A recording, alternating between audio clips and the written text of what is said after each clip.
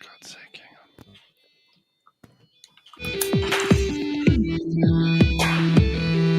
There we go. Done. Oh my God.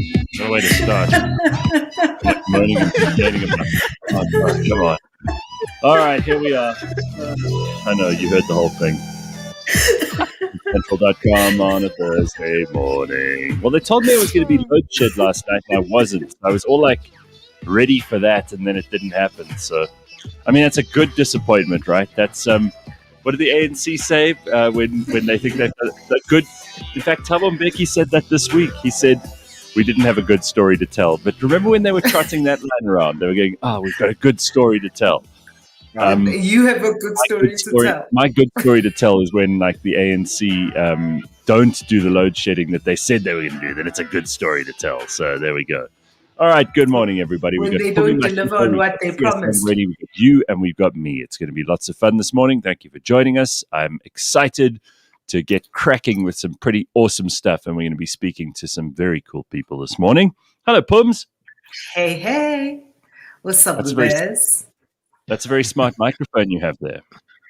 Hey, Gareth, I'm building up the working from home ways, that living at work experience. It's very impressive. It's very impressive. It's starting to look super professional. Got an influencer light, so the light, is working. Got a microphone, got a big screen. The whole thing is coming together like a well-timed fuck. What now? That's the best line in the world. You ever heard that, Sia? In all of my 12 years, I've never heard that. It's the best line in the world. No. I don't know. Okay. It's the greatest line ever. So, first things first, where do we begin with this? I mean, I'm going today, just to end the Eskom conversation once and for all, because we'll never have to have it again after today. I'm going to collect an inverter and battery operation for the studio at home so that it is always up and running and we never have these problems again. I'm so excited about it. I can't tell you. Like, there've been a couple of things during lockdown that I've enjoyed and that I've thought were cool. Number one was the fact that we could work from home, and especially in the winter, obviously that has its advantages, right?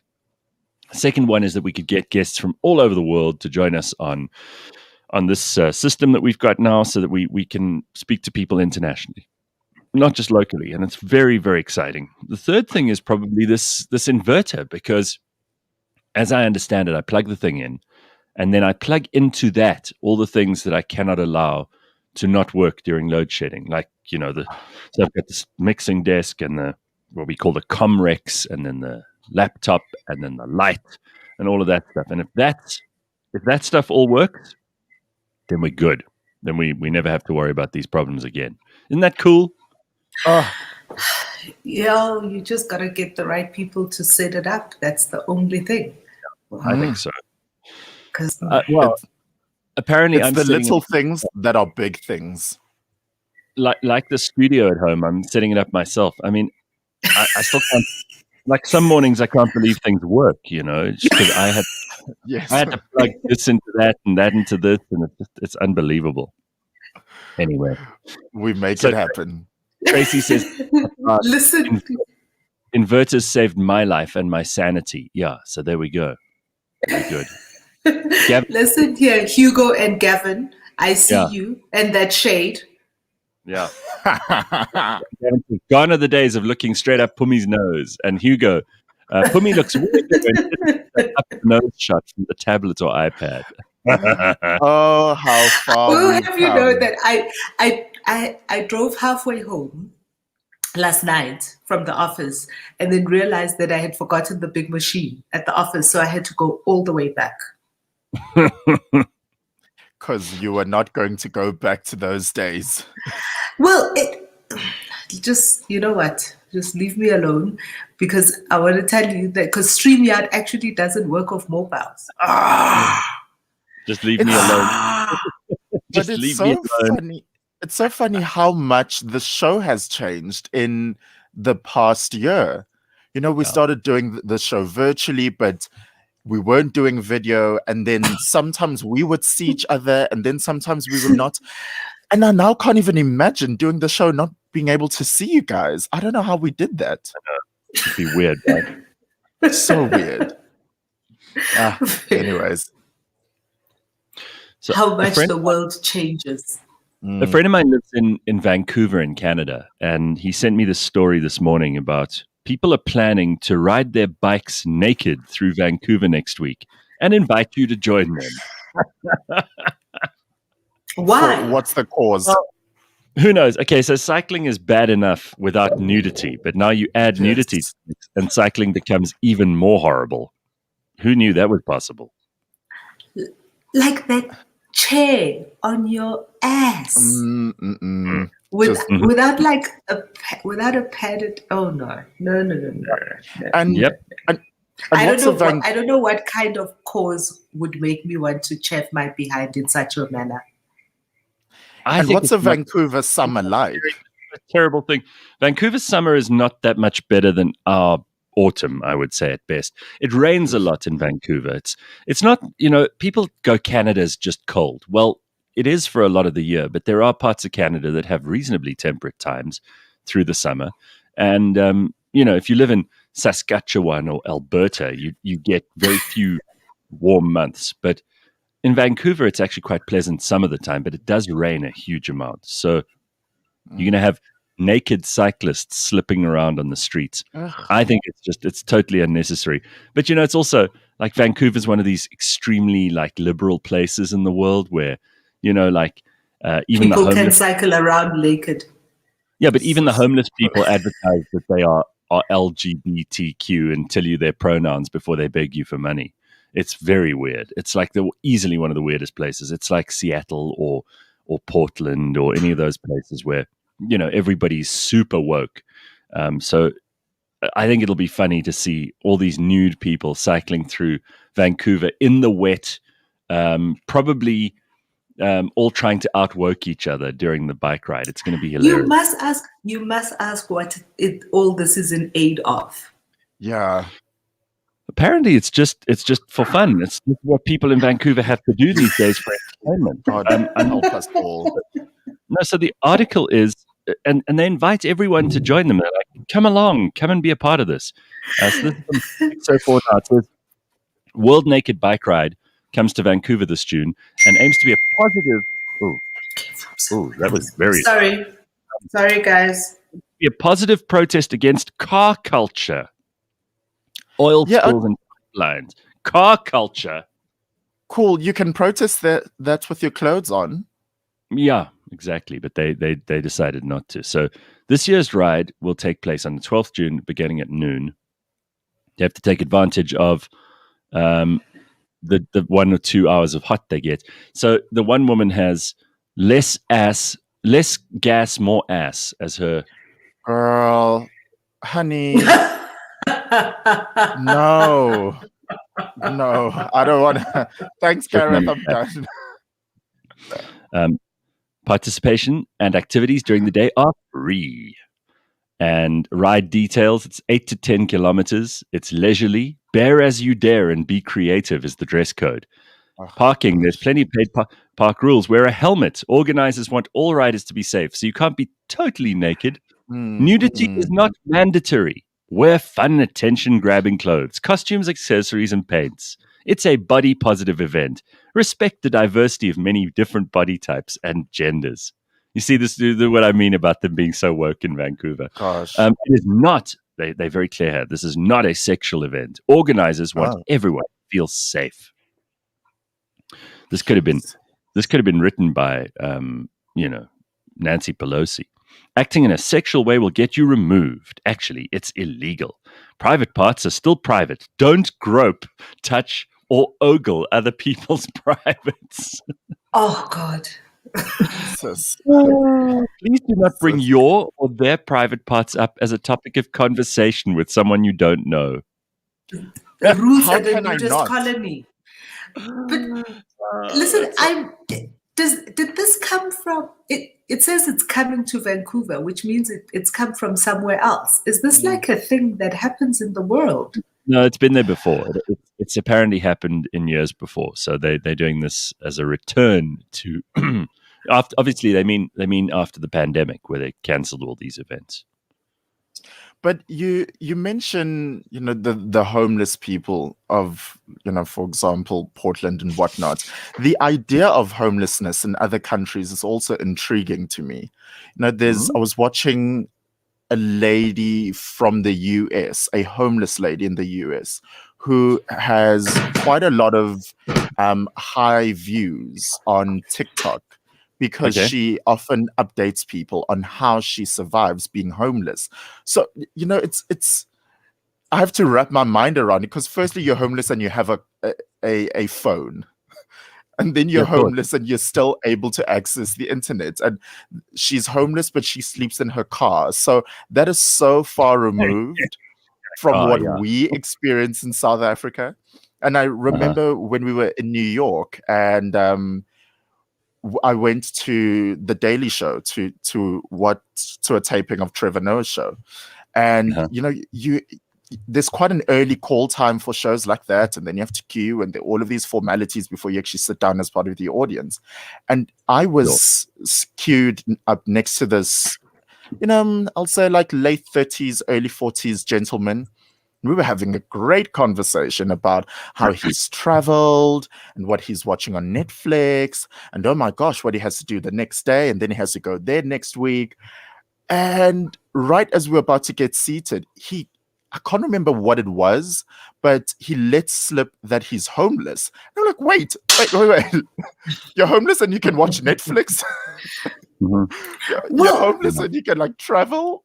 Housing security is a thing in the States, hey? Housing security is a thing in the States. And there's they also have shelters. But the shelters, the homeless shelters have rules. You have to get there before a certain time. You can only have a certain amount of staff. And even in the projects, sorry, Gareth. They have rent control in the major cities as well. So like in New York, you could live in a really expensive building, and your next door neighbor could be someone who has no money at all, because they have rent control. So what they do is they try to mix in 3 poor people with 3 rich people and that kind of thing. And it's usually a disaster, because what happens is the landlords eventually go, look, I'm not building a building for a bunch of people who can't pay me rent. So then they want to sell their property, and then a lot of buildings go derelict, or they get filled up with homeless people or people who can't pay their bills, and then the whole building starts to deteriorate because no one's paying for anything. So it's a bit of a mess, but it's part of people trying to. There's this obsession which the world has, good or bad, with equality. So it does happen. Like even in New York, in the most expensive places, you get someone who lucks out. Yeah, they luck out and they get a 4-bedroom apartment in some an amazing. But they also have they also have the projects and stuff. They also have places that are designated for people with low incomes, and you can rent from the city in that place. But and then they have funny rules, you have to earn a certain amount or below a certain threshold. So if you're a waitress and you take up extra shifts to make more money, you get thrown out of the place that you live in. It is because you're now earning more. Yeah, but you don't earn enough to have a proper apartment of your own, but you earn too much to stay in this government subsidized. So can you imagine how confusing that is? Because one minute you're subject to market forces, the next minute some politician has made a rule that makes it possible for you to live way beyond your means. And then people get confused because they have things given to them for nothing, which they didn't earn, and they have things taken away from them, which they thought they had earned. It must be very confusing. It really is. Weird. I just want to take you through a quick update on all of the coronavirus affected people at cliffcentral.com, right? So yeah, what's the tally at the moment of our infected people at Cliff Central? 6.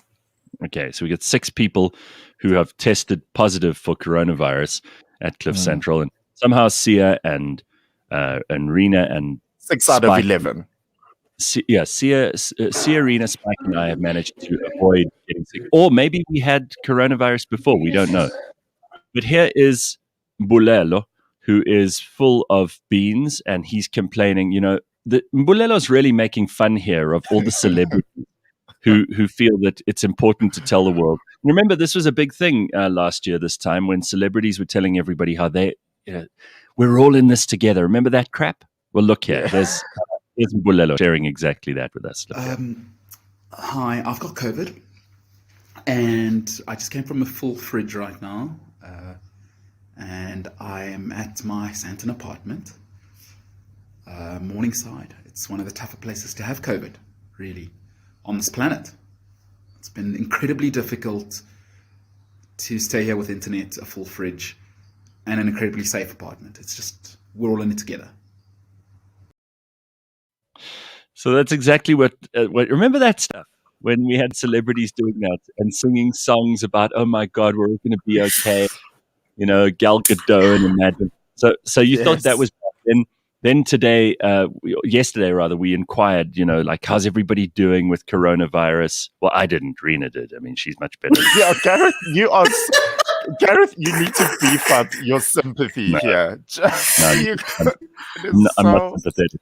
I'm not sympathetic. The survival rate's 99%, everybody. I mean, can you imagine if we treated everyone who had a cold like this? Here's the second update. Yes, we aren't saying they're going to die, but just saying, hey, how are you doing today? But what's the severity? What's the severity and how long has it been?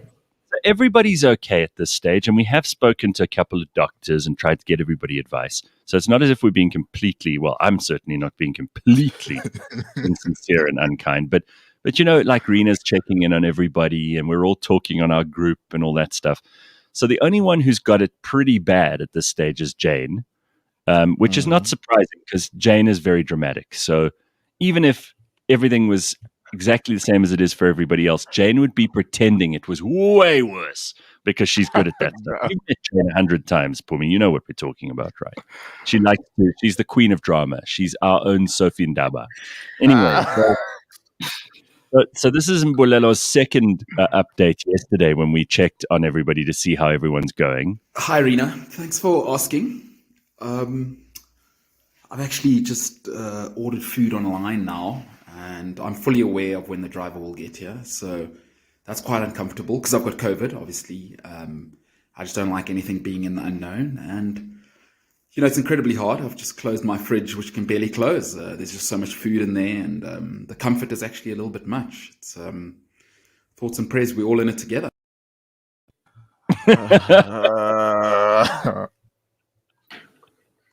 He's an idiot. I love that. And, it won't be long before he gets a whole bunch of other people who are living reasonably comfortable lives in very well-fitted apartments with full fridges to get on the internet with him and tell us all how they're doing. We need but to know. Doesn't he live in a commune and stuff? So he's exposing all these people.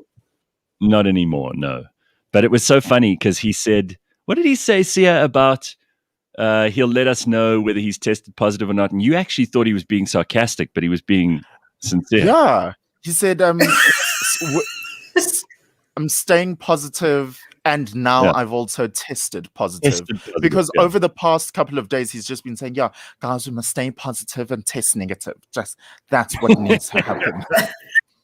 So I really thought he was joking when he told us how he's really doing. But Gareth, don't worry then. We make it up on your behalf. Like I do my rounds every day. Like yesterday I was calling everyone individually. Hi, how are you doing? Are you fine? No, people just need that every once in a while. What day are they in their sick cycle? Because if you have a mild case, it takes about 2 weeks. I would say for most of them, it was like Thursday, Friday last week. So it's now about... They found out that they had it, but whoever had it must have... No, when they started showing symptoms. But when the test results came back, that was like mostly over the weekend. Very But then technical. they would have already have been contagious on Tuesday last week, because that's when it supposedly started spreading, right? I think it spread more on Friday. So how long do we know? How long until we know that it's safe to go back to the office? I actually don't know. I want to cut to the chase here. I'm pretty sure everybody's going to be fine, and I hope they will, obviously. But when do we all get back to work? Because I was meant to go in on Tuesday this week. I'm like a little bit annoyed. I don't know, because they're all on different cycles, and we don't want to tempt anything just yet. Hey, Your Gareth does not care. It doesn't help me. I don't know how to plan around that. Just go to the office. Let's see. Let's just go to the office, Gareth. You see. be working. Yeah. This is, All right. This is not like just being, wild at a restaurant and ordering something you've never ordered before. No, it really is. No, if Gareth is sick, then we can't do the ENCA show. Then he can't do meetings in person. Then no, we can't have that. Well, let me ask you this: how long until I know that I'm not carrying it and I won't pass it on to anyone else? Because that's all I'm concerned about. I don't mind if I get sick. I'm really not terrified of corona. I said this from the start last year, and I haven't changed my mind at any stage. So I don't care if I get sick, but how do I know that I'm not making other people infected? Because that's the only thing I worry about. So how long do I have to wait until I'm sure that I'm not a carrier? See, and you've never had it before, so I don't know. Well, I say I might have in May last year. I think I might have had it a year ago. I think it's probably like 10 days. That's the thing that I've heard, that if you're like quarantining or self-quarantining, like 10 days. And if you have it from when the symptoms stop, you have like a week before. Oh my God. A week after symptoms? That's crazy. We'll only get back to work in July. Let's do this. And so when are you going to start counting your 10 days from, Gareth? Like which day? I don't know. This is so confusing. When was the last time you were in contact with any of the people who are positive? Tuesday last week. Okay. Yeah, so you should be... I should be okay by tomorrow then, if you take the 10-day rule. Yeah. Okay. If right, you've then got no tomorrow, symptoms, you should be fine. All right. Tomorrow, you will see me in the office tomorrow. I mean, maybe on Monday. No, what's wrong with tomorrow, Sia? What's wrong with tomorrow? Can you show them your all by myself video? This is hilarious. I'm sure you've seen it on social media, but Sia was walking around the office on his own on Tuesday. We always have our ops meeting, and everybody's at the office on a Tuesday, and that's like my day, catch up with each other and make sure everything's running properly. And Sia was walking around the building on his own. There was no one else there. And he made this hilarious. This is the funniest video I've seen. I would get onto TikTok. I would start my own TikTok account just to watch this video if I hadn't already seen it on Instagram and everywhere else. And then we've got to get to headlines. So as soon as Sia showed us his video, we've got to climb into the headlines and fully check out. Let me load it. We can play the headlines. All right. Let's do the headlines while he loads. All right, we can do that. That's cool. Let me see here. All right, where should we begin, Pums? What are you most interested in this morning? We've got a story from EWN about the president. We've got crocodiles that escaped from that farm 3 months ago. They've been recaptured. Which one drives you more? Let's start with the crocodiles. Okay, so yeah, because I mean, you could tell the difference between crocodiles and politicians. So 83 crocodiles that you will remember escaped from a Bonnievale farm in the Western Cape 3 months ago. They've all been recaptured. Amazing work. Wow. Isn't that cool? Like sometimes, R1 billion goes missing in South Africa and nobody can find it, but we can find every one of 83 crocodiles. That's phenomenal. Congratulations to the team that have managed to track down all of these crocs. So where were they? Where did they find them? Like, that's a lot of crocodiles. I remember when that story came out. It was like, well, Environmental Affairs MEC spokesperson James Brent Stein said 51 crocodiles were euthanized and 32 were captured alive. So they didn't capture all of them alive. He said Cape Nature would continue with at least one night's river patrol a week. The crocodile facility has been inspected. The fence has been repaired. They're in the final process of completing an investigation into what exactly went wrong, and they're pretty much convinced they've found all the crocodiles. They've been patrolling up and down this river day and night to find all of them, because crocodiles are also active at night, so it's not as if they just sleep. Must be horrible to be in that area. And then from one crocodile to another one, Cyril Ramaphosa has come under fire in Parliament over corruption scandal implicating Zweli Mkhize. Yes, the president had to deal with this. Showing leadership and breaking promises are the two things that the DA has said he's failed to do. And Cyril's been challenged over the scandal engulfing Health Minister Zweli Mkhize. Parties have debated the presidency's budget in the National Assembly. The DA's Dean McPherson said Ramaphosa offered the country hope when he came into office, but he's since broken those promises he made. So, of course, the DA just taking a chance to make it Cyril and not Zweli's fault, even though everybody in the ANC is always keen on collective responsibility. Looks like Zweli Mkhize is having a very tough time here, because Do you think we're going to get a new Minister of Health? Well, who's also under fire is Dr. Fauci in America. A whole lot of his emails have been circulated, emails that implicate him in all kinds of things that he has promised us he wasn't involved in. You could see the panic in his department. There's a lot of politics there instead of science. And I wouldn't be surprised if Dr. Fauci gets replaced sometime soon. Now, that's going to break a whole lot of hearts, because there were people who were making songs up about Dr. Fauci. Remember that? The most terrible songs, the most terrible songs you've ever heard in your life. So bad. They needed their heads read. Yeah, I mean, just so awful. Anyway, those people are going to be crying a lot because they like Dr. Fauci so much. So he might be fired, and then Zweli Mkhize might have to take. He might have to take a leave of absence or something. Who knows? Here's the Dr. Fauci. Step down rule. Yeah, that's what they said, right? So if it's good for... if it's Gareth, good, correction. Yeah? Well, not really correction, but point of order, comrade.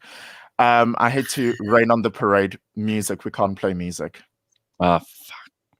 And so also can't play the All By Myself video. Damn. See, this is why YouTube needs to get it. Thank you. Anyway, he sings this horrible Dr. Fauci song, and now he's going to be crying. Dr. Fauci's been found to be a lot less scientific, pure and clean as he wanted us to think. Would you like to sing it for us instead? No, I don't know the words. Are you kidding? No. Apparently, according to the Special Investigations Unit, we're on course to recover 614 million rand related to COVID PPE corruption. So they are going to get some of that money back, they say. They are going to go into Bandile Masuku, the Gauteng Health MEC's portfolio, and find the money there. PPE expenditure from April last year to March this year is totaled at around 126 billion. But they say they'll be able to get 614 million back that was stolen. They're gonna recover what they say is 11% of the money that was corruptly stolen. Do you think that they'll get it back? I don't know. I think it's probably been spent already. I've been thinking a lot about that, the recovery of stolen money or misappropriated funds, as they call it, and wondering which makes me feel better.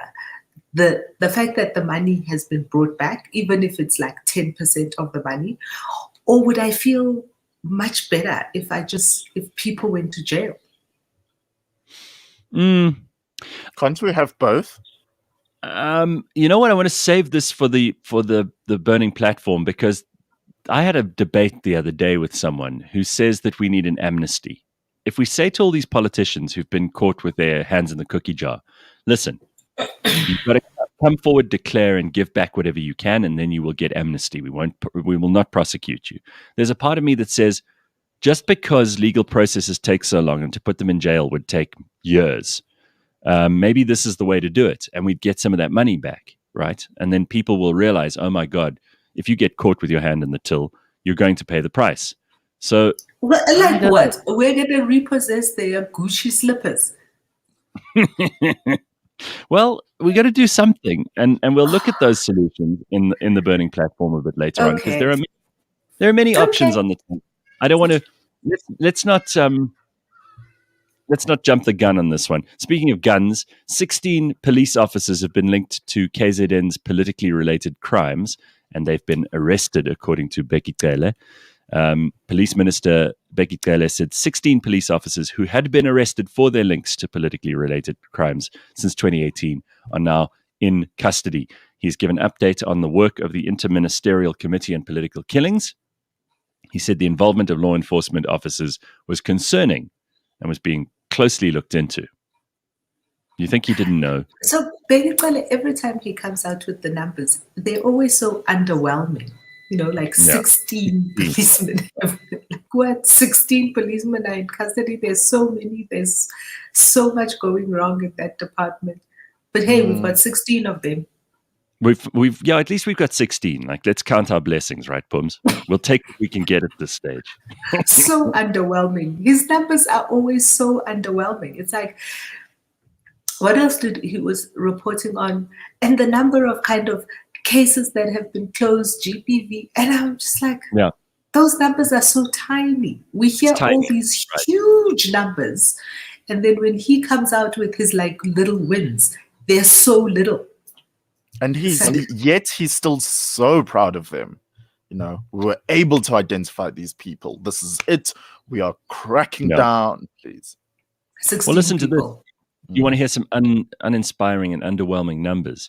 So he said since 2018, the Interministerial Task Team had investigated 226 dockets, right, in which 251 arrests had been made involving politically related cases. The minister said 46 suspects had been found guilty, and among them 30 had been convicted of murder. 30 murderers. Murderers.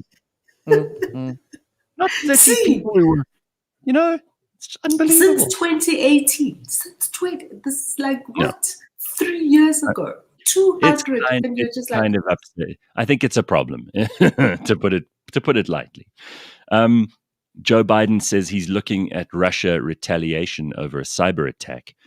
He said he's looking at a possible retaliation after the White House linked Russia to a cyber attack against global meat processing giant JBS. Asked by a reporter if he would take action against Vladimir Putin, whom he will meet for a summit in Geneva later this month, he said, "We're looking closely at that issue." The ransomware attack on a U.S. subsidiary of Brazilian-owned JBS has again prompted accusations that Russia is harboring cyber criminals. They're not harboring them, they're actively engaging them to make sure that they get out there and they start causing trouble for people in the US and for businesses in the US, right? This is not a controversial point of view. This is a fact now, surely. But what? Wow, a cyber attack on a meat processing company. Correct. You just think about all that. A meat processing company has been cyber attacked. I mean, this is the world we live in now. Welcome to 2021, everybody. Joe Biden. Do you think that Joe Biden will even know who he's sitting next to at the summit? That's the tough one. Like, hey, how you doing, Kamala? I'm Angela Merkel. Imagine. Anyway. All right. Grandpa knows some slack. He has been watching a documentary called Selling Spelling Manor, which is all about this house, this incredible house in Beverly Hills, which Aaron Spelling, the great, he was the great inventor of soap operas, wasn't he? I mean, he was the guy he was like the king of daytime television. He produced and created many of the great soap operas. And Aaron Spelling's daughter, of course, is the well-known Tori Spelling. The Falcon Crests of this world. That's right. And Tori Spelling was well-known because she shot to fame in Beverly Hills 90210, baby. Mm-hmm. Right. And she got that job, obviously, because of dad, because she was definitely the least attractive person on the show by anybody's estimation. No, come on. Don't make me look like the bad guy. You know that's true. If you ever watched that show, you did that yourself. I didn't say. We didn't say anything. Come on. I'm not the bad guy. She was completely unprovoked. Completely unprovoked.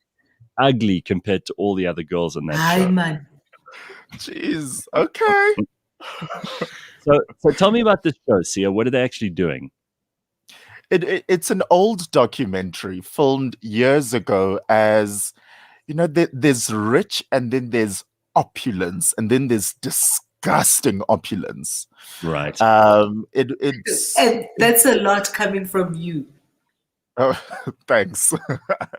It's headed up by Candy Spelling, who is Aaron Spelling's wife and Tori Spelling's mother, as they are trying to get rid of this house. They're trying to sell the manor. And so they did a 2-part documentary around the house. It is ridiculous how Is these the people voiceover lived. is the voiceover by Robin Leach? I don't know who is that. The guy from like Rich and Famous? Yes. Welcome to the lovely, amazing house of Aaron and Candy Spelling. This week on Lifestyles of the Rich and Famous, we go into their pool on a jet ski. We climb up to the main bedroom via a zip line, and we parachute into the expansive bathrooms. That kind of thing.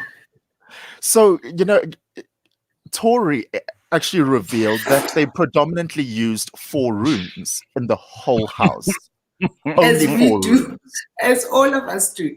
Yes. So she says they used the kitchen, they used their office, which the father often brought them into. They used their parents' bedroom, and then she would use her bedroom, but nothing else. But cut to at the end of it, that manor, it was called the manor, had 123 rooms, and it just has things that are so unnecessary, but in their minds are necessary. Candy loved to gift wrap, and she loved, just to be meticulous about it. So she had 2 gift wrapping rooms in the house. Bless her. Bless it. 2 gift wrapping rooms. The gift wrapping room. That's when you know you've got just money to burn. Right? Not just 1, but 2. They have a bowling alley in there. They had a doll museum, because that's what Candy absolutely loved. And as a standard procedure, there were a minimum of 20 people who were there just to service the house. And this isn't just like, chefs or people to do the laundry, actually service the house, maintenance. Dude, 100 and how many rooms? 123. Do you know how many light bulbs that is? Yeah. just the how many light shelves bulbs need to be wiped down, the lawn all the time being taken care of. There's probably a bathroom every single week that needs some plumbing thing done to it, because you've maybe got 30 bathrooms and 30 different plumbing installations. I mean, listen, don't get me wrong. And you have to flush the bathroom. Like, you have to flush the toilet. Yes. Even when you actually have to flush your toilet to circulate that water, even if you're not using it all the time. Like, somebody had to go and walk around and flush all the toilets. It is so bizarre to me. All right, I want us to do a little fantasy thing this morning, because I love talking about this particular thing, but it's such a cool thing to discuss. So if you had money to burn and you lived in, absolute luxury, what would your treat to yourself special room be? What would the room be that you would construct just for Pumi, just for Sia? And if you're listening to us this morning, what would your room be that you would build? I mean, I could choose. I could say, I've already got them. I can, I've got the studio in my study, which I suppose is a luxury, but it's also hard work. So you can call it whatever you like. I think it's a cool thing to have a studio in your house, especially if you do a show every day. And I've got a hobby room / laboratory, which is bizarre. Most people don't have that. But if you could have any room that you wanted, what would you have in your house? A dark room, because I love the old school photography, processing film. I don't know where the chemicals. I'd have to ask Gareth to make the chemicals, because that's one of the things that has become very rare now. That everybody takes digital images, and I would totally have a disco, like soundproof DJ DJ booth, mirror ball, lights, the works, so that I could like have a throwdown with me and my friends. Well, I hate to spoil this for you. It's not just in the realm of fantasy. One of my friends, he and his wife, No. they used Have to be a disco. They have, well, okay, so I'll explain it to you this way. They used to be ravers back in the day, all right? They used to go to these like 48-hour parties, and then they had a child, and everything changed. But when they built their house, which is in Midrand, they built a room under the house, which is totally soundproofed. It's not big. It's probably, you could maybe fit, I don't know, 20 people. Maybe 20 people, maybe. It would be quite close. 20 people, they've got lights, they've got soundproofing on the walls, they've got a huge sound system in there. It's very cool. And nobody in the whole neighborhood can hear anything when they're having a party in there. So technically, that's what I want. It also doubles as like a movie room, so they can use the sound. Yeah. That's cool. I think that's what I want. Yeah. That's very cool. Winsterian Pikachu says he would have a sex dungeon. See, I knew that. Okay, Christian Grey. Kutler says, I would have a man cave with a huge TV, surround sound, and a bar. Yeah, that's also very cool. That's awesome. Bryn says, I would need an observatory and a big telescope, a Mursa telescope. Yeah, that's cool too. Pumlani says, a brewery. Sure. Oh. A brewery in your house. Pretty cool. What about you, Sia? What would you have? It's not that I don't understand the assignment, but there's nothing that I'm necessarily like dying over. I'm more impressed by land. So that's why I never truly impressed by these gorgeous houses, but they'll be in an estate, so you still see your neighbor, or like then your neighbor's kids will still be running around. If I can get a lot of land, I don't mean it to be an Oprah reference this early in the morning, but in Oprah's rolling lawns, in Oprah's estate, and she calls it the Promised Land in Montecito, California. She actually has those trolleys in San Francisco that go up and down the hills. Trams.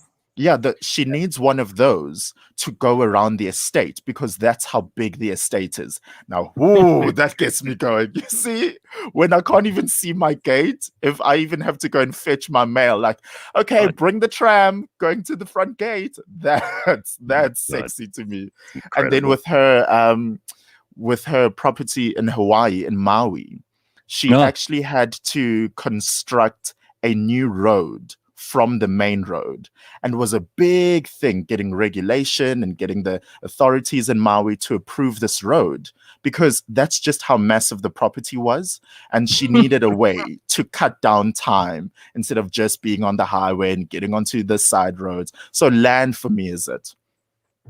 Wow, if you can build your own off-ramp from the highway. Come on. Yeah. I'll skip the gift wrapping room for that. Well, there are lots of other suggestions here. Eleutheria says, I would like a sewing room with a door that locks. No one can bother me. If you've got a hobby like that, it's awesome to come up with an idea for a room. Aperture King says, definitely a tech museum. And Errol says, I would have a room like Elvis had in Graceland, a jungle room. That's also cool. Gareth, what would you do after you already have the lab? No, I mean, maybe a music room. Randall has a room like that in his house, which I always thought was really cool. Randall Abrahams. It's just a room with a very comfortable chair and a sofa and this unbelievable sound system. And he stores all his music there as well in these beautiful shelves. So and big windows so the sun streams in. Yeah.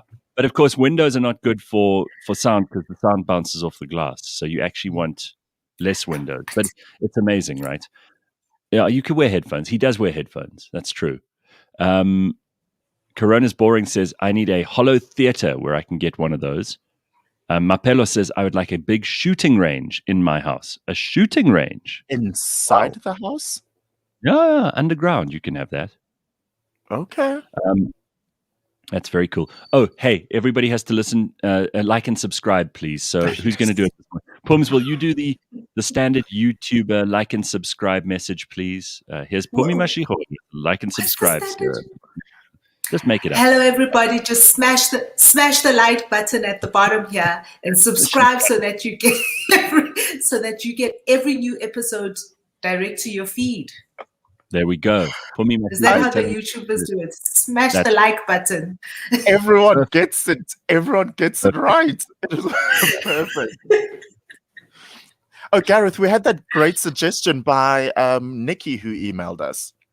Oh, yes, I'll get to that. Maybe we will save that for tomorrow. I don't know if we're going to have time today. Okay. But yeah, it's a really good suggestion. I don't want to rush into it when we've got like 3 minutes, 2 minutes, 1 minute left to the burning platform, which is coming right up. I just want to finish off with these. It was Nikita, not Nikki, yes. Yondela says, I'd like a room full of classic cars. That's very cool. You'd obviously have to have the money for the cars as well, but that's awesome. Zach says, a full-on man cave with the best stereo system, genuine leather barber chair, and a collection of vinyls and expensive art. That's very nice. That's also very, very cool. Okay. Art, well, that's very cool.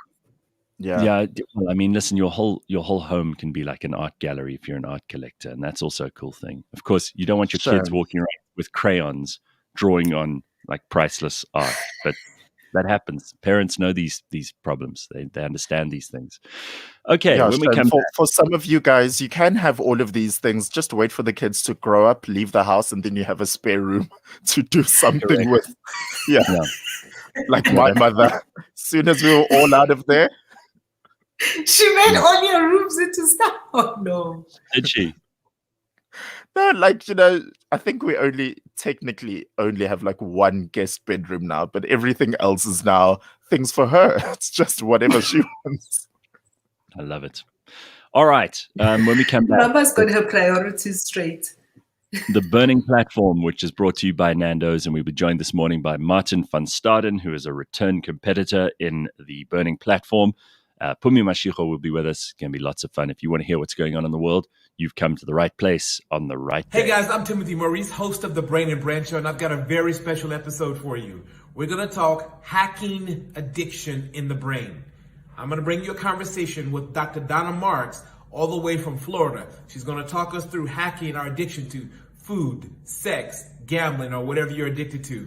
You can download this episode on cliffcentral.com, Apple Podcasts, Spotify, or wherever you get your podcasts.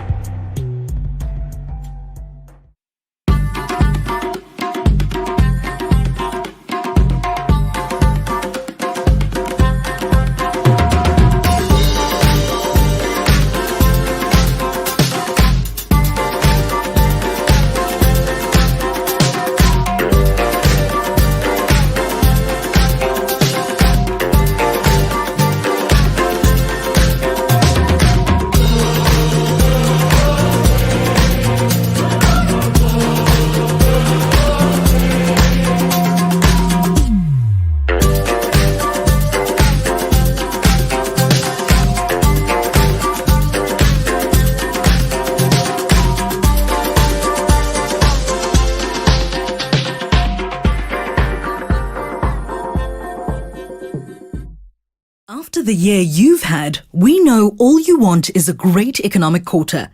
Ijabupilo ka knife and fork with a Nando's quarter chicken and any single side for only 49 Rand. Nando's. Fire it up. Yes, indeed. This morning, this is cliffcentral.com, and when we talk about Nando's and we talk about the burning platform, we're talking about things that are hot as hell. And this morning, hot is exactly what we need because it is freezing. So we're happy to get as warm as we can possibly get. Pumi Mashicho is here, and Martin van Staden is here too. You know Martin, of course, from the show. He's been on before, but just in case you don't know, we're going to talk to him because he is a libertarian jurist and author based in South Africa. He also does policy consulting. Is someone reversing? Yeah. That sounded like someone was reversing. In my kitchen. It's the microwave. Sorry. Sorry, no guys. Martin, to just fill you in and to remind you, is a policy consultant for Sakaliga and for the Free Market Foundation. He recently wrote a piece called "The State Must Stop Trying to Be the Public's Babysitter." And there's a lot to get into on that front. So, Martin, welcome back, and it's good to see you again. Are you as cold as we are? Where are you? You're in Joburg. I'm in Pretoria. I'm in Pretoria now, but yeah, it's nice and cold here, but that's just the way I prefer it. Oh, you like the cold, do you? You're on your yes. own. Okay. So, guys, there's a lot to talk about here, but Martin, maybe we start off with your article, "The State Must Stop Trying to Be the Public's Babysitter."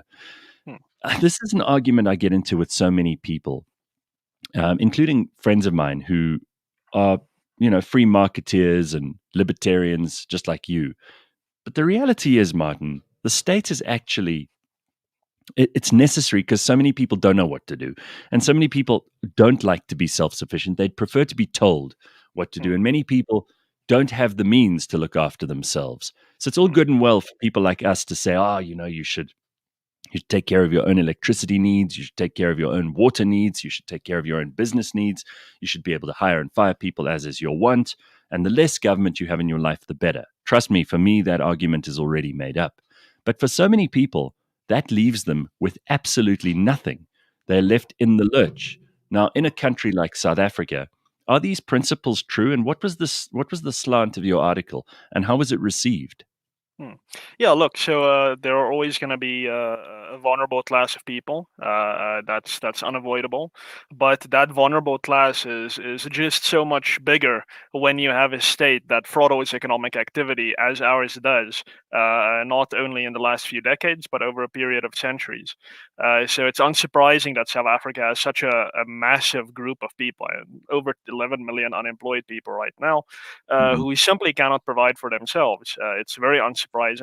And if South Africa had decided in 1994, for instance, to have a freer market, I would prefer a totally free market, but that's not necessarily something you'd get.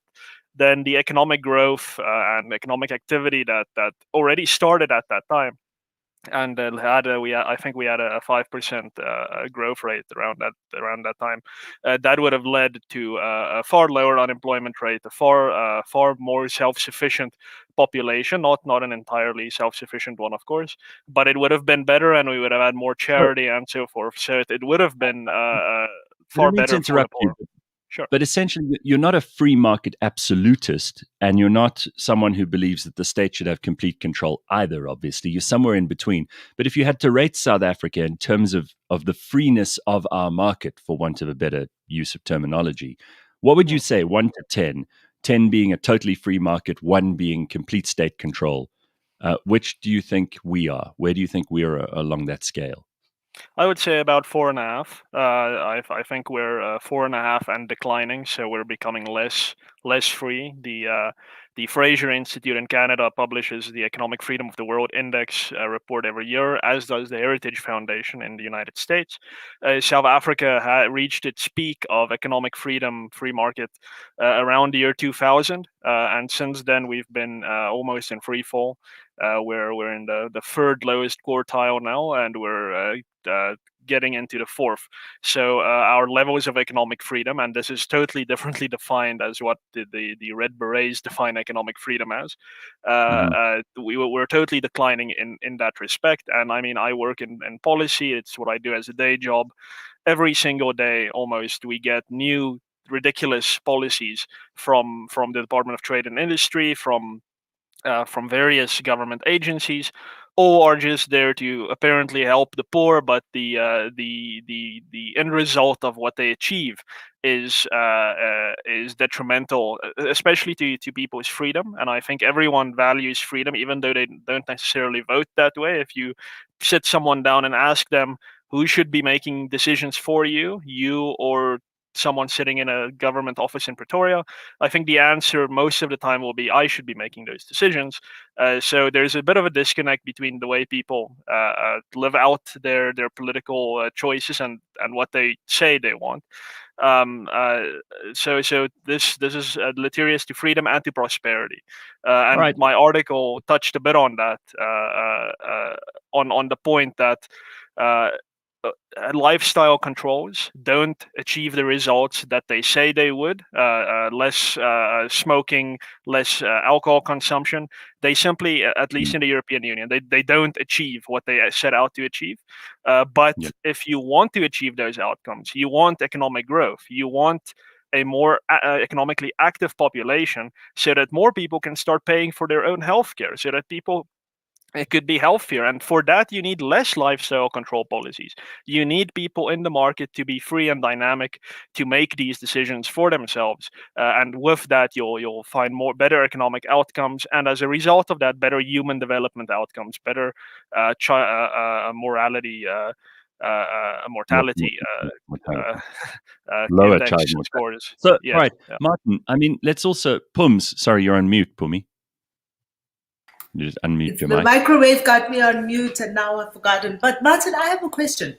I mean, this is your area of interest and expertise is around policy. And you say, kind of coming out of 1994, we needed different policies. And yet the peak of what you term our economic freedoms was in 2000. So there's obviously something between 1994 and 2000 that the government got right. And what would those things be? And what has changed? Yeah, no, great question. I mean, this is something that people don't often note, and that is that the ANC and the new democratic government had quite a free market slant to it. Quite surprising to many people at the time. But if you read, for instance, our land policy, the first democratic government's land policy, that was about from 1994 to 1998, or perhaps even until the early 2000s, it would mention things like the apartheid government provided too many subsidies to farmers, they provided too much control of prices and so forth, and that stifled the market. It stifled farmers from getting market prices. So the first democratic government was very aware of the fact that the apartheid South Africa had throttled the economy with its regulatory economic policies. And the first democratic government simply wanted a freer market, and the gear policy of the time, the overarching national policy, was quite free market. But from the late 1990s, we started seeing things like our very draconian labor legislation, which forced a lot of people into unemployment and kept incredible amounts of people out of employment. And from those years onwards, we had more interventionist policies. I'm not sure what led to that, but obviously the Zuma years from 2007, 2008, 2009, thereabouts onwards, that represented a massive shift from the, I guess, call it moderate Mbeki years. It wasn't perfect by any means. That was also quite an interventionist government. But with the Zuma years, it became far worse. And with the Ramaphosa years, it's become a pig's breakfast, to be totally honest. All right, but Martin, the government in South Africa, for better or worse, we've got to deal with reality. And the practical truth is that the government is the biggest player in the economy anyway, for various reasons. I mean, the state is still the greatest actor. So the state spends more than anyone else, and it buys more than anyone else. And it is obviously responsible for taking in, through our taxes, more money than any single business in the country does. These are just realities. So it is there to deal with. And even in a free economy, if we started tomorrow with policies of a completely free economy, the biggest actor in that free economy would still be the government, ironically. So how do you see that, in an ideal world? How would you see that playing out? And second of all, how would you see the role of the state diminishing over time in a free market economy and not growing like it has in South Africa? Because obviously public health care, public education, all the spending around coronavirus, which is for some reason got completely out of control and has involved huge amounts of corruption and fraud. Yeah. How do we limit and mitigate those effects? Yeah, you're totally correct. The state is this reality. It's not alone. It's the biggest employer, but the private sector obviously still employs more people, and I think that should give us a reason and more sustainable employment. Really, people who work in the state unfortunately don't produce in the way we understand production of economically valuable goods and services. A lot of the state has a lot of dead weight. So it's in that respect, it's the biggest the biggest single employer as well. But that's something that we should put our mind to reducing, and certainly gradually. We want to reduce the role of the state gradually. As you noted, a lot of people are now dependent on the state. It would simply not be fair in any way, shape, or form for us to take away the facade of a social safety net that we have in South Africa. Even it helps very little, but it helps a little bit, so it can stick around. But we need to start replacing that. And one idea that came from Milton Friedman, the great free market economist, was yes, you should have a basic income grant, but what that should do is that should replace all or as many existing social welfare policies as possible, so as to cause the least market interference. So we are talking about a social basic income grant in South Africa now, but this is going to be in addition to all the existing nonsense. I think the ideal here would be for a universal basic income to replace every social child grant, to replace state education, so that people can use their basic income to Martin, choose their education. Who's got it right? Who in the world, which economy in the world in your opinion, has got it right? Yeah. So you look at the two economic freedom indexes that I mentioned earlier. Everyone in the top quartile has the right idea. So that's going to be the two top economies for the last few years have been Hong Kong and Singapore. They're not totally absent a state there, but they do have Hong Kong less, increasingly less so with Chinese interference there. But then you also have, funnily enough, many European countries. People call these states these massive interventionist states, but countries like Germany, like Scandinavian states, Sweden, Norway, they all rank quite highly on economic freedom indexes, and that's because they've preferred a social welfare state with high taxes, but at the same time they provide extreme protection for private property. They have very little regulation of economic activity, because I think at some level people, policymakers in these countries realize that you need a free economy to fund your welfare state. So am I understanding you correctly? You're saying that the guys who do have it right actually have social welfare in place. So they have an interventionist government and they got it right. And you are less of an interventionist government and you hope we're going to get it right. No. I know we're going to get it right. It's not a hope. We see this. If there's less regulation in an economy, there's more economic activity, and that means there's more taxes available to the state, and that means the state can fund more social programs. So we need to make a distinction between social programs, which is welfare, and state regulation of the economy. These are two different areas of government activity. And if you reduce state regulation of the economy, you're going to have more money to fund your social welfare programs. And that's why I said a gradual shift in social welfare. I don't want social welfare to be abolished immediately. That would simply be unfair. But over a period of years, as the South African economy gets richer, as South Africans are no longer unemployed and begging at the back of the state, then you have better outcomes. Let's talk a little bit about the economies of those countries who have got it right. and where the reliance of those economies is, right? So South Africa is a heavily services, we've got primary in mining and all of that, but heavily a services type of economy.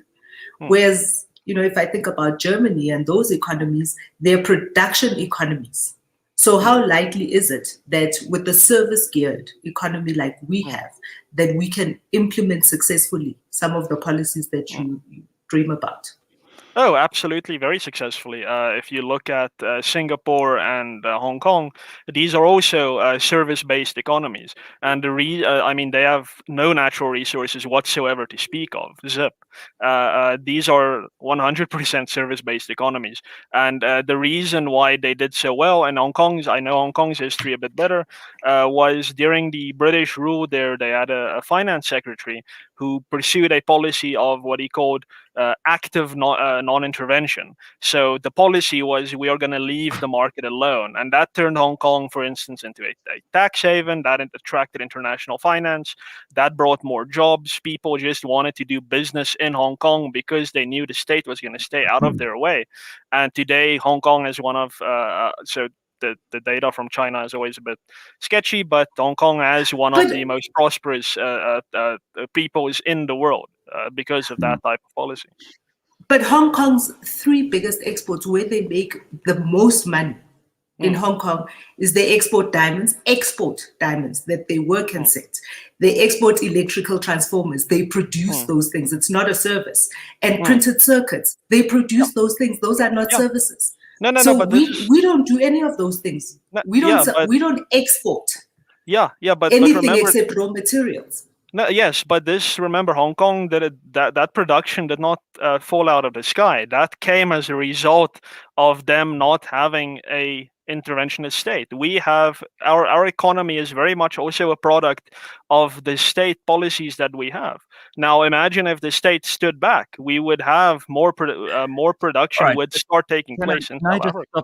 Can I just stop the theoretical conversations here for a second? I know what Pumi's getting at is we've often had socialists on here who tell us about their ideal, and their ideals is a little bit pie in the sky to my ears and to my eyes. And maybe to many people, yours is also pie in the sky. Let's deal with some reality for a second here, because I think it's all good and well, and I know you're a policy guy. And maybe you're also one of those people who, like Thabo Mbeki, see politics as the art of the possible, right? Maybe you are. I don't know. The fact is, we do have a welfare system in this country, and it's a hugely burdensome one.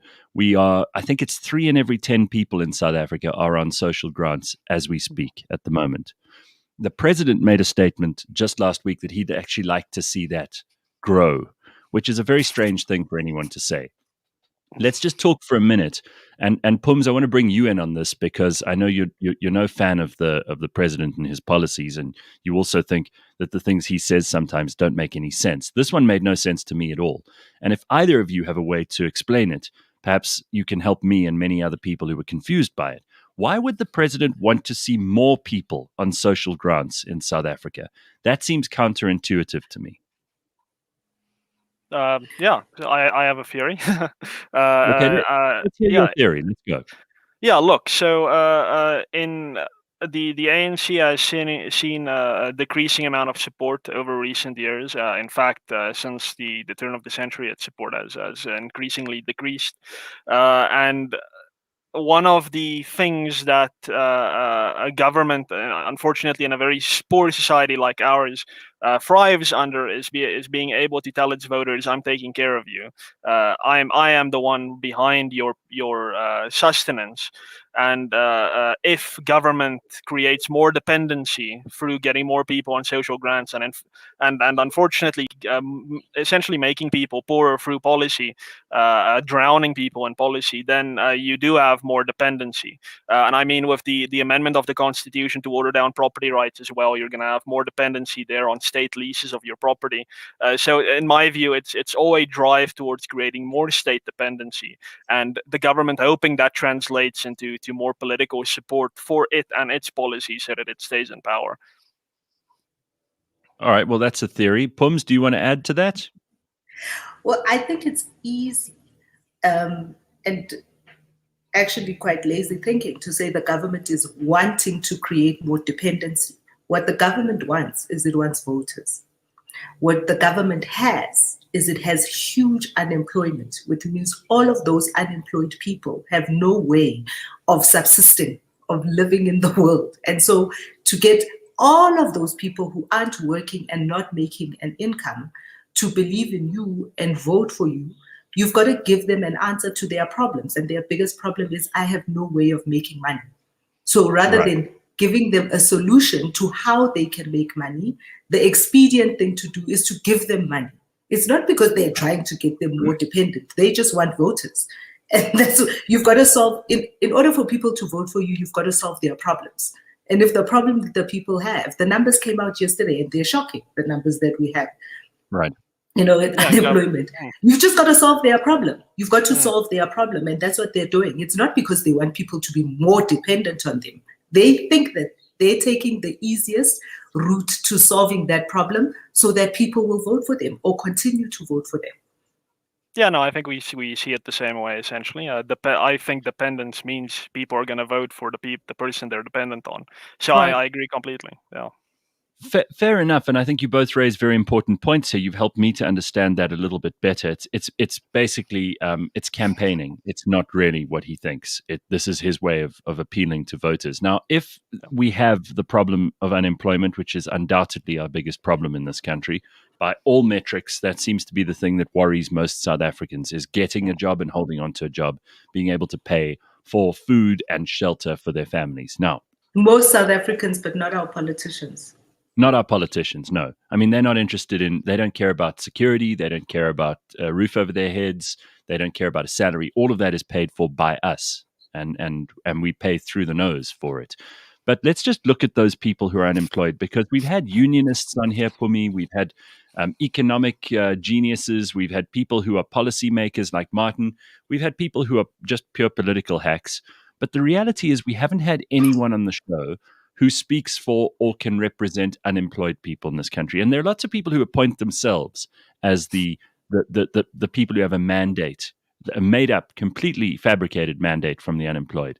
What is it that we can ascertain about this group, this increasingly angry and increasingly dissatisfied and increasingly apathetic when it comes to the polls group of people? What do they want? Because there's no one to speak for them. And anyone who does claim to speak for them, I'm extremely suspicious of. What do we know about these people, and what can we do to improve their lives? Because we cannot have a situation where their numbers keep growing and where their dissatisfaction keeps growing in lockstep with that. What are we going to do? Jesse sent a message that says, I hope, Jesse seems to be a guy, that he's unemployed. Right. Send us. I would love to hear what you think we can do, Jesse. But while he's typing all of that up, I think for me, and this is the point, Martin, that I was making to you earlier, in an economy like ours, where most of the money that is made by the big businesses and also government is providing a service to the people in this country, we cannot export that service. Therefore, we cannot make money from outside. That is where we are. We need more of a production-based economy. We need to diversify our economy, that we are creating things, that we are making tangible things that we can sell to other people. That's a good starting point. But actually, we need to, before we can have any of that, we need to have the skills that we require to make those businesses that manufacture and produce, right? Yeah, I agree. And I'm worried that we're not doing that. Our universities are singularly turning into places that do not give people skills. Instead, they give people academic qualifications and lots of experience in theory and none in practice. We've stopped, the technicons don't exist anymore, but we need people who have those skills to be able to manufacture and produce. And I don't know that our education system is geared to maximize that part of the economy. Do either of you agree with that, or do you think that maybe I'm missing something here? I agree with both of you. I mean, I think a diversified economy is obviously going to be far better for job creation, and obviously for that you need people with skills. But at the end of the day, people with skills decide to leave South Africa. We see this with medical professionals. We see this also with, I mean, engineers. We've had this big story about we're importing engineers from elsewhere to come and take care of South Africa's Right. infrastructure problems. And it's not like these people are just leaving because they don't like the country anymore. When Sakeliga, for instance, did a recent survey among some of our members, it's almost unanimous that a lot of our corporate members that they're no longer employing South Africans because the policy environment is too difficult. They are disinvesting from South Africa as much as they can because the policy environment is too difficult, and some of them are even saying, "Yeah, I'm closing down.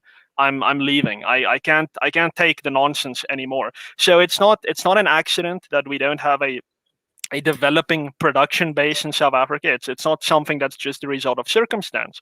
It's certainly the result of political forces and of policy decisions that have been made here, and also of skills. You've pointed out our terrible education system, our terrible state education system. Our private schools perform with the best of them around the world, and that is again no accident. Our universities are still okay, but in medicine, for instance, we have a government that limits the supply of doctors, the amount of people who can write their medical exams every year. What a ridiculous proposition in a country such as ours for a government to have such supply side restrictions.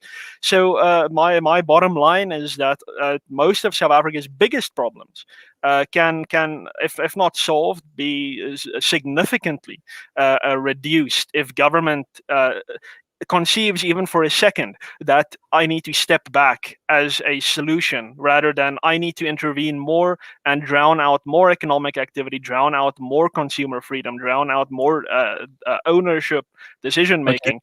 Then we have a good recipe on our hands. Pums, what are your comments on that, and on particularly the point that Martin raises about state intervention, but with a special nod to our education system and where we're missing a trick? The unfortunate thing about education and getting education right is that it's a long-term solution. Before you can start to say, I've produced it's 12, 15 years. Yeah. It's 12, 15 years before you can start seeing an intervention. If you started an intervention today in the education system, the result you'll only see in 15 years, right? When the first cohorts come out of high school, come out of tertiary, all of that kind of stuff. So, and I think that there definitely is a need. And I would love to see more of this. People working in policy, people like Martin, I would really love to see more of, we've got to think about practical short-term solutions that can work in conjunction with the long-term solution. So while you fix the education system, so we can sit here today and look back and say, some of the bad decisions that were made by past ministers who have since passed in the education debacle, and all of that, we can sit and look back. But actually what we need to be doing now is we need to be thinking about what are the short-term solutions and interventions that can work alongside long-term solutions. Unfortunately, our government has abandoned old thinking. Well, here's a point by Johan about a very particular part of the economy which gets an enormous amount of attention, and especially from the politicians. Johan says the government has single-handedly destroyed the mining and first beneficiation cycle. Now we're exporting ore where before we never had to. So that's another good example of where policy goes horribly wrong. So Pumi and Martin, let's just move on to some current affairs, because I know people don't always come to the Burning Platform to hear us talk about economic theory and to talk about political ideologies. Of course. I mean, that can get very boring. So let's talk about one or two things that are going on in the news and just have your comments briefly on these. Health Minister Zweli Mkhize, and we brought this up earlier, Pums, he's obviously in some hot water at the moment. There's a dodgy multi-million rand contract involving his department. It's very embarrassing because he was lauded as the guy who helped South Africa through the coronavirus pandemic. And now, Sibuwe Warube, who is the DA's shadow minister of health, said They would be laying a complaint against the department and against the minister. So what do we make of this? Obviously, the DA is just doing what opposition politics is all about. It's all about making your enemies in parliament look stupid, and that's what they're trying to do here. But they're already looking stupid, and the ANC are trying to clean house, at least symbolically, by saying that they've got this policy where you must step aside if you're caught in any kind of corruption. What's going to happen to Zweli Mkhize, in your opinion, and what do we make of this? Yeah, no, yeah. So I don't think anything's going to happen to him. South Africa doesn't really take care of corruption at the highest level. We might see a few other people, maybe the people he dealt with in the private sector, some type of charges going there. I don't, if he's found guilty of this, of course, or if I don't know if there's even going to be a trial or anything like that. But obviously, I think he should step aside. I think where there's smoke, there's probably a fire, and he should have his day in court. But that's a pie in the sky ideal that we can dream about. I don't think we're going to see that.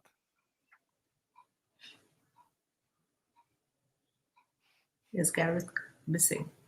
You know, one of the things that we talk about a lot No, on this show is why do we pay so much attention to ANC internal squabbles and politics? I think we have to, because now what we see it spill it into our government and into the public sector. So, you know, it's to know what will or will not happen to Zweli Mkhize is to understand where he stands in the ANC squabble and versus Ramaphosa or versus any other faction, because that's exactly what's going to happen. That's what's going to, and what's happening in the ANC in the KZN with their PC, and they're about to have their own electoral conference very soon, is going to be an indication for us to know what is going to happen to Zweli Mkhize, whether Zweli Mkhize is going to keep his job or whether he's going to be protected and somebody is going to be a scapegoat. In this way, this is why we have to pay attention to the factional battles within the ANC. Absolutely. I just want to quickly refer back to Jesse, who messaged us earlier as an unemployed person and says he doesn't have anyone to speak for him. I know we're jumping around here, but Jesse says opportunities. What we need is opportunities. There are more people looking for jobs than there are jobs available. If it was easier to get your first job, if I didn't have to travel 20 kilometers for an opportunity. So I think there it is. There's somebody who's looking for a job who listens to us every day. The unemployed don't all look the same. They don't all live in the same kind of places. They don't all have the same problems. But what Jesse's saying here is, I think, something that you could broadly say is across the board an issue for unemployed people. Opportunities are scarce. The ability to access those opportunities is even more difficult for unemployed people because of traveling distance, of the location of those opportunities that might be or might not be available. I think that's a very honest answer. Thank you for that, for Jesse, for your answer. I think that makes it a little bit easier for us to understand how, you know, the problem can be alleviated in some way, shape, or form. Do either of you have comments on that before we move on? Yeah, I would just mention that a good way to increase opportunities is to exempt the smallest businesses in South Africa from South Africa's onerous labor laws, for instance, the national minimum wage.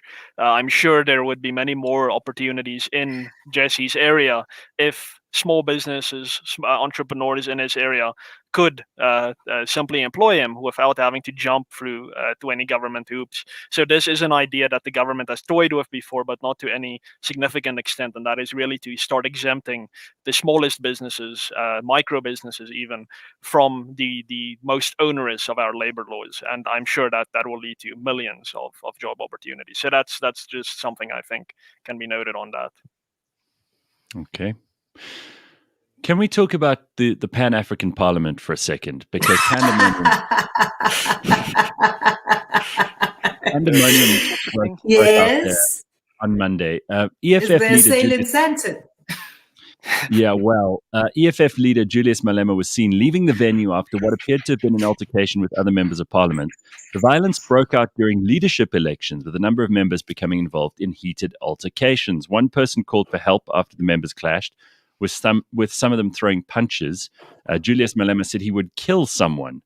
There was even an intervention by somebody shouting, "You can't hit a woman," when the ANC's Pemi Majodina was thrown out. There were cries Just for help. because she was almost kicked in the face by the guy from Mali. Right. So what the hell is this? And what does this tell us about the state, not only of the AU and the Pan-African Parliament, but of personality battles for positions in South Africa? And because, again, we were, sadly, front and center in all of this. There are more than 40 countries in Africa, but South Africa is right up there when it comes to bad behavior in the Pan-African Parliament. What do you guys think of this? What kind of message does this send to the rest of the world? And what does it tell us in South Africa about our own duly elected leaders? Yeah, I think that we should start at stop conceiving of these people as leaders in any way, shape, or form. It's a ridiculous show, and we've obviously seen it in our own parliament before. I think the Pan-African Parliament made its first mistake when it let someone like Julius Malema in the door in the first place, rather than protecting its own integrity and keeping characters like that out. And I mean, there are many. Clearly, South Africa is not the only problem child on the African continent in this respect. I read that the problem with the Pan-African Parliament is that it struggles to make itself a relevant institution on the African continent, and that's definitely part of the issue. There is every African state, and then did you say relevant or irrelevant institution? Yeah, it's struggling. Yeah, it's struggling to make itself relevant. Okay. So the Pan-African Parliament has no role to play, and I mean that's understandable. And the AU as a whole will actually never really have a role to play in Africa because of the types of personality battles, not only between African states but within African states. There's going to be no surrendering of sovereignty by any African state to the AU so as to give the Pan-African Parliament any kind of role to play on the continent. So it's really just one of those something that Georgia Yite called it's a club of dictators of all the dictators, and it's going to remain that. You're going to have the same personalities going there to essentially campaign because the Sovereign African Group, for instance, is they want the presidency of the Pan-African Parliament to be rotational, and the East and West Africans want it to be a majority election. So it's very much an irrelevant squabble, but of course it's used as nothing. It does nothing to the individual countries. That doesn't change anybody's behavior. We can't seem to pull into line any of the people who are misbehaving across the continent. Pums, do you want to add something to that? Because I feel like there's a huge amount of, like, this is precisely the kind of fertile ground that a lot of anti-African and even racist stuff grows in. And unfortunately for us, this is what people who don't like us in the world will focus on. This is this kind of bad behavior. And remember, there are parliaments all over the world. I mean, the Japanese parliament, they've got into fistfights. They've got into fistfights in South Korea. They've got into fistfights in European legislatures. So that's not unusual. But of course, for Africa and for our Pan-African Parliament, this just sends all the wrong signals.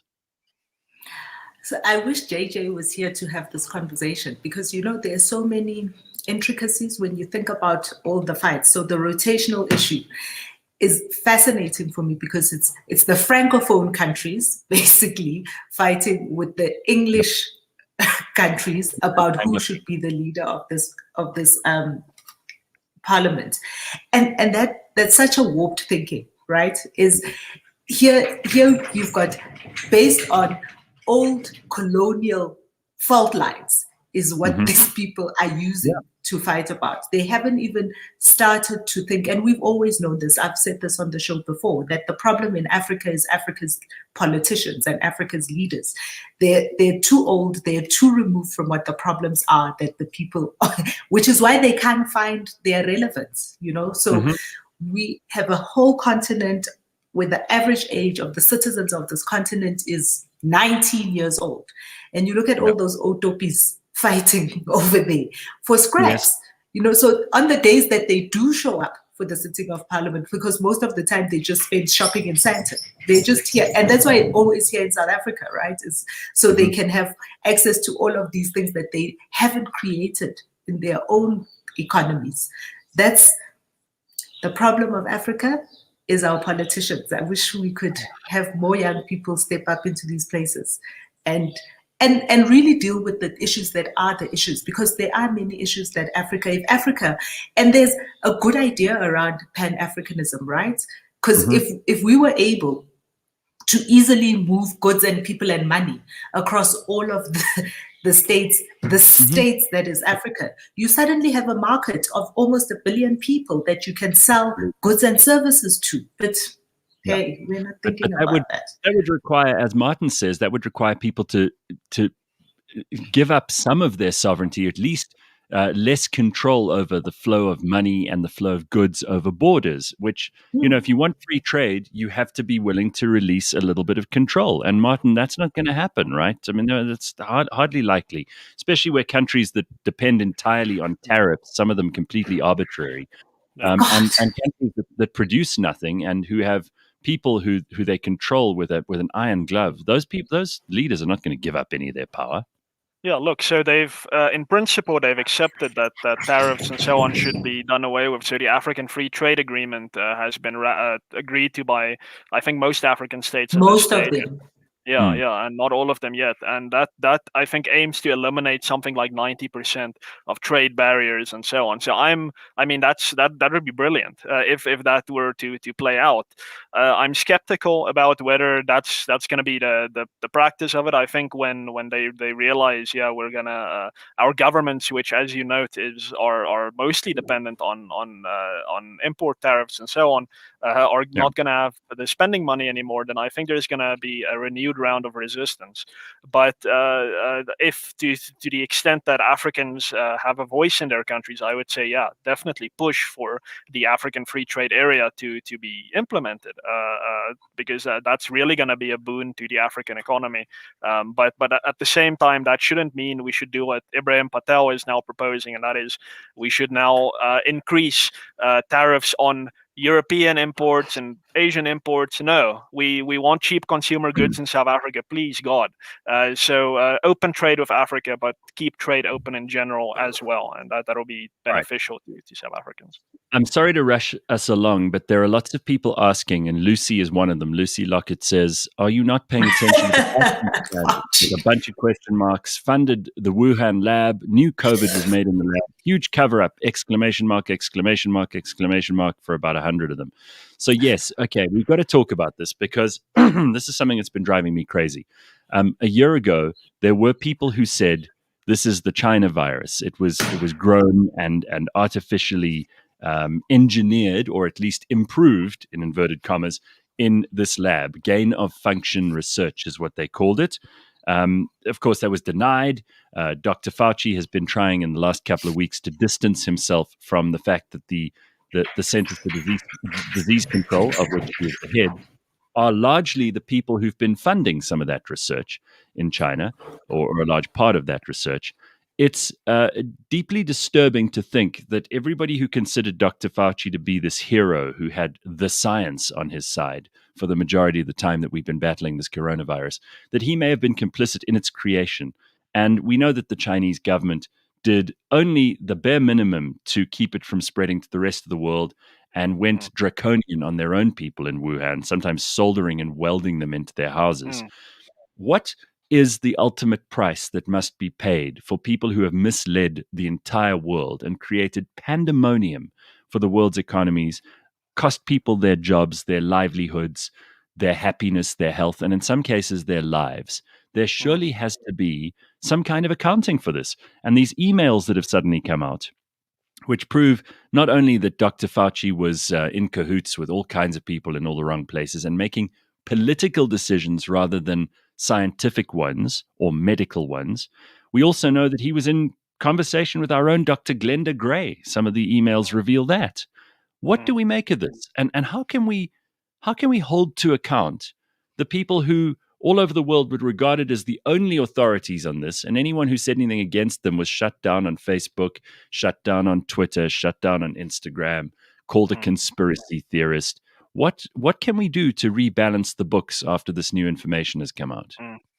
Yeah, well, I would say that at the very least, these people should find themselves unemployed. I would love to say that there should be legal action taken against them, but at the end of the day, unfortunately, the governments that they serve were all too willing to lob up whatever nonsense they serve them, and that's the same in South Africa. Whenever a group of medical experts says we need to lock down, then government locks down. But when another group of medical experts says, hey, we should open up, then the government says go to hell. So unfortunately, the experts are in a very perverse relationship with politicians, and I think that we can't take legal action against someone for something that the government really actually wanted to hear from them. So I mean, I agree that these people should at least lose their jobs, and really they should lose the respect that they had amongst the public and amongst the scientific community, and that's why organizations like Panda in South Africa, which I'm sure you're aware of, are so important. They've provided the alternative voice. I mean, Martin, they've come under huge fire from people in the media who've said they've been misinforming or disinforming South Africans. Turns out with the increased information that we're now privy to, that actually the people who've been misinforming and disinforming us seem to have been the mainstream media largely. Exactly. No, exactly, and that's why you need an independent mind amongst your citizenry. Stop lobbing up whatever is put in front of you, and really this idea of the scientific consensus, and we need to follow the science. Yeah, it's important to follow the science, but public policy has its own principles, and you cannot just neatly take the science and throw it upon public policy. You need to understand that's the science of public policy as well, and that's not something that the public, unfortunately, at this stage appreciates. We're trying to square a round hole with many of these suggestions. So yeah, we need independently thinking people, and that's why again Panda and so on are such crucial institutions, and we need more of that around the world where dominant narratives are challenged. Pums, Dr. Fauci was, I don't think you ever lionized him, but you know, he was the world's favorite guy for a long time. He was the corona fighter. You know, people were excited to see him on television. He was also the anti-Trump guy for a while, which is where I think a lot of his fame and glory came from, because people just hated Trump so much that Fauci had to be the guy who he was taking on.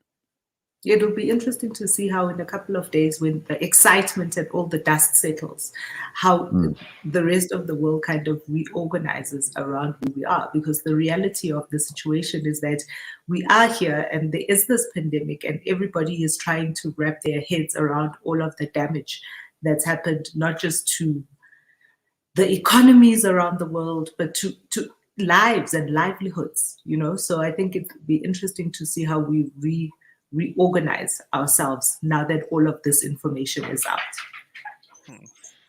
Well, yeah, it's not going to be straightforward, is it? Because unfortunately, the biggest loser in all of this isn't Dr. Fauci. It isn't all those people who've lost their lives or all their jobs. I think that the real loser is truth, is science. Because science has been so weaponized and politicized by both sides of the spectrum, certainly in the United States, but even here at home, that what's happened is that people who've disagreed with each other on the basis of evidence and science and fact and truth, and there's always room for disagreement. That's what science is about. It's not about establishing absolute truth. It's about trying to pick holes in it.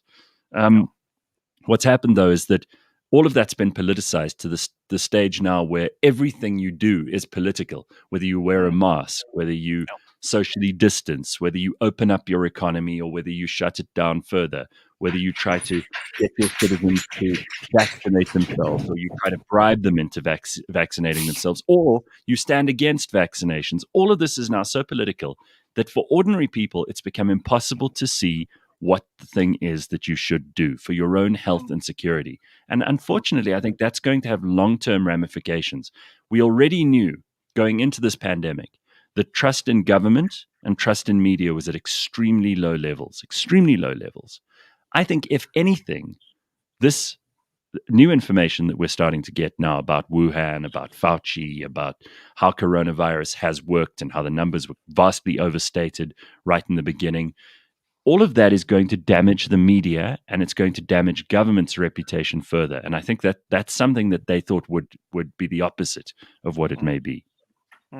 Yeah, excellent that government's reputation is going to be damaged, and I think that was foreseeable. The knee-jerk reaction to COVID was, hey, let's destroy the economy around the world and totally revoke the freedom of citizens. The idea that people should look after themselves to an extent wasn't even present, even in the richest societies, with Sweden being the exception. But I mean, the point you make about truth and really discourse being the greatest victim, I mean, that's totally correct. A year or two ago, it would have been totally uncontroversial to argue that a mask that you buy at a 5 rand store is not going to save you from a respiratory virus would have been an uncontroversial thing to say. But if you even go down that route today, you are labeled as a COVID denier, as all sorts of nonsense. And if you are there seen somewhere without a mask that does not work, then there's nachtveer. So it's a radicalization of normal politics, which is so bloody unnecessary, really. And this idea that we need to be 1.5 meters, or what is it now, 2 meters from each other. What nonsense is that? So if you step into that bound, then suddenly you're gonna get COVID. It's all really a bunch of hogwash, and that's what happens fundamentally when you mix politics, which fundamentally needs to be about government. Do you guys remember where in certain countries, I think it was Belgium, there was a health minister who said that you can have sex with 2 or 3 people, but not more than that. I mean, this is how we've allowed governments to get involved in our lives. I mean, this is in a supposedly first world country, and I love when Pumi challenges, as she did at the beginning of this morning's show, those supposedly much better economies and those supposedly much better politicians than we have. Mm-hmm. But you had the health minister of Belgium saying you can have a threesome, but a foursome might be very dangerous. You know, people telling us in this country we shouldn't wear open shoes or we can't buy warm food at Woolworth. These are the stupid rules that we must remember when we go to the polls, because I don't believe that even our opposition politicians had a better alternative at that stage. They were all singing from the same hymn sheet. Politicians will try to, in the vacuum that is created by a situation that people don't know or that we haven't experienced before, they will try to suggest solutions. And most of the solutions that politicians suggest are bullshit because they don't have a qualification. You don't qualify in politics. There's no one who in South Africa is an expert in public administration or dealing with crises. Most of them are completely the winners of popularity contests. Yeah. No matter what party they're from. Mm-hmm. Yeah. No, that's totally true. They wouldn't get a job in the private sector. All this shouting. All this shouting past each other. That's been my biggest outtake. My biggest outtake throughout this entire pandemic has really been about how much we've defaulted to shouting at each other and not even trying to hear what the other person is shouting at us, or rethinking it, or having a moment to let it land and figure it out. I mean, it happens here all the time. You know, we're just shouting in every direction. Yeah. And I hope we shout less, listen more. I hope truth can regain some of the lost ground over the next few years, because we're going to need it. It's not as if this is going to be the last pandemic or the last challenge to the world. We know that there are constantly evolving natural and artificial problems that humans will have. Yesterday's announcement from China, ironically, of a first man who has been diagnosed with bird flu. So there you go. Yep. So that could be something we all have to deal with in the near future. And let's hope that we are better equipped and that we've learned some lessons from this pandemic and how badly it's been handled. And don't tell me, please, that any government in the world did a great job of handling it. They did not. They have proven all around and resoundingly to have been very shit at what they've done. Anyway, guys, that's about all the time we've got. Martin, it's always good to see you. Pumi, thank you very much for your insights this morning. And of course, if you've listened to us and you've liked and subscribed, because they tell me that's hugely important. Like and subscribe. There you go. then we appreciate you being part of our YouTube show and on cliffcentral.com. The podcast's available for download wherever you get your podcasts, Apple Podcasts, Spotify, or anywhere else. cliffcentral.com. Thank you so much for being part of it this morning. We will see you tomorrow at 6 o'clock. Don't miss a thing. And thank you to Nando's, of course, for being part of the Burning Platform, your only place to pick up honest and sometimes very controversial, but usually in the long run, we end up finding a place to say, I told you so. This morning was one of those occasions. We will see you next week for the Burning Platform and tomorrow morning on this show.